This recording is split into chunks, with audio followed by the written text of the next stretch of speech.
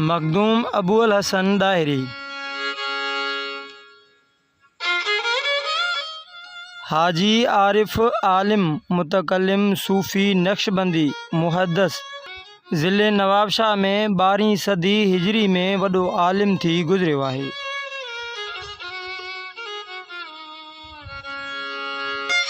मखदूम अबू अल हसन दाहिरी 1116 हिजरी 1704 ईस्वी धारे पुराणे खारजानी तालके काज़ी अहमद ज़िले शहीद बेनज़ीर आबाद में जन्म वरितो।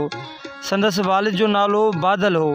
1136 हिजरी 1727 ईस्वी में जूनागढ़ पढ़ण लाइ वियो। काठियावाड़ गुजरात जो बि सफ़र कयाईं।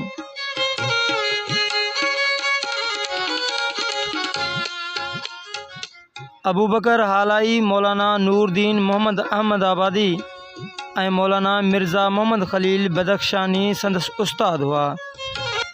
हालाणी जे मदरसे में तालिब इल्मी जो हिकु वाक़ियो लिखियो अथसि त हिकु ॾींहुं मुंहिंजे उस्ताद अबू बकर हालाणी जो रिहल मुसहफ़ जो मुंहिंजे हथां भॼी पियो, जंहिं ते पाण हर रोज़ सुबुह जो थी तिलावत क़ुरान मजीद फ़रमाईंदा हुआ।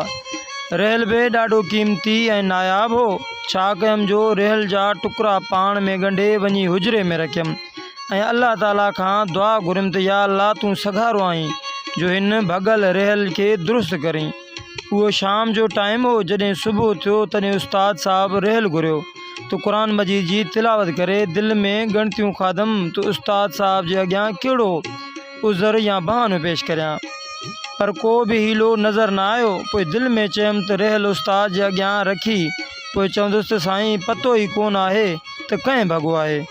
आख़िर उजरे में वञी ॾिठमि त रिहल बिल्कुलु सही सलामत रखियो आहे, ॼण भॻल ई कोन हो। पोइ उस्ताद साहब जे अॻियां आणे रखियमि ऐं इहो राज़ कंहिंखे बि न ॿुधायमि ऐं न उस्ताद खां ॻाल्हि कयमि। इहो वाक़ियो करामात जे मऊनत वारे क़सम में आंदो अथसि।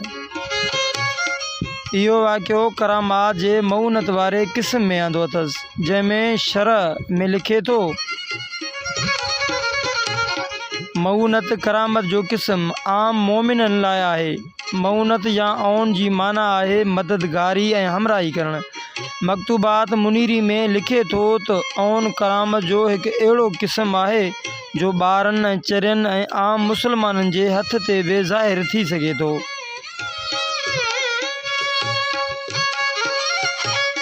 जंहिंखां मथियों वाक़ियो बयानु कयो अथसि।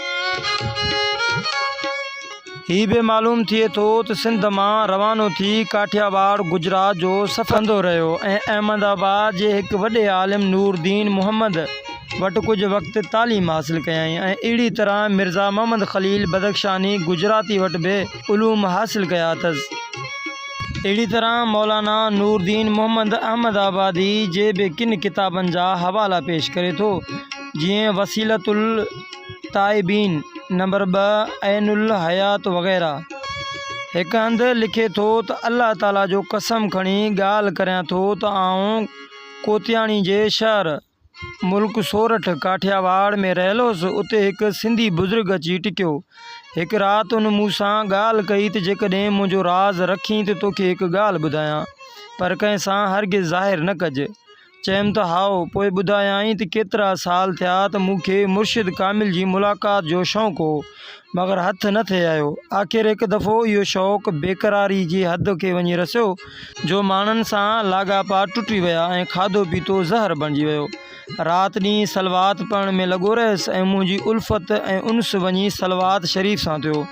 पोइ हिकु राति हुज़ूर सल्लल्लाहु अलैहि वसल्लम जन खे ख़्वाब में ॾिठमि। पाण मूंखे नक्शबंदी तरीक़े जे रंग में तलक़ीन करणु फरमायाऊं।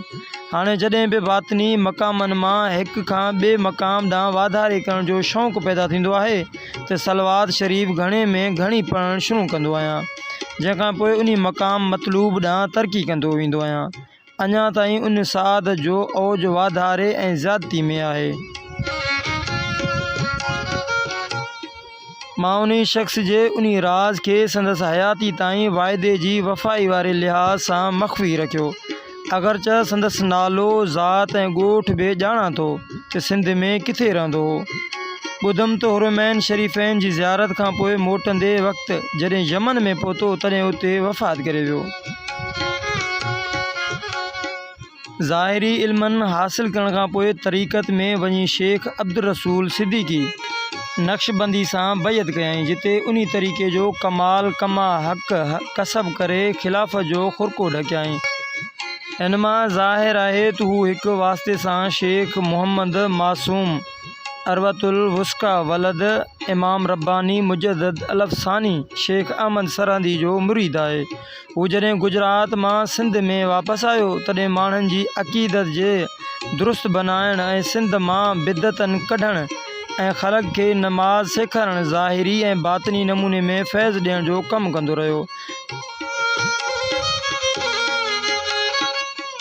संदसि तसनीफ़ात मां नंबर 1 फ़ारसी नज़म में नमाज जे मसाइल ते हिकु वॾो किताब मफ़्ताहुल मुसल्ला लिखियाईं। नंबर 2 इल्म अक़ाइद ऐं कलाम में कचकोल नामो फ़ारसी नज़म में तैयारु कयईं। यनाबी जे मुताले मां मखदूम अबुल हसन जे इल्मी जलालत ऐं बुज़ुर्गी जो काफ़ी अंदाज़ो करे सघिजे थो। अगरचे बाज़ ॻाल्हियुनि में साणसि खणी इतफ़ाक़ न बि कजे, पर घणनि ॻाल्हियुनि में हू हैरान कंदड़ मालूमात जो मालिक नज़र अचे थो। अबुल हसन डायरी 1143 हिजरी में पंहिंजे उस्ताद मौलाना नूरदीन अहमदाबादी सां गॾु हज ते वियो, जितां वापसी में सूरत बंदर खां थींदो अहमदाबाद में रहियो। हिन तारीख़ 12 रबीउल अव्वल 1181 हिजरी 8 अगस्त 1767 ईस्वी ते वफ़ात कई ऐं हाणोके दौड़ स्टेशन जे भरिसां ॾाहिरियुनि जे ॻोठ में अबुल नाले क़ब्रिस्तान में मदफ़ून आहे।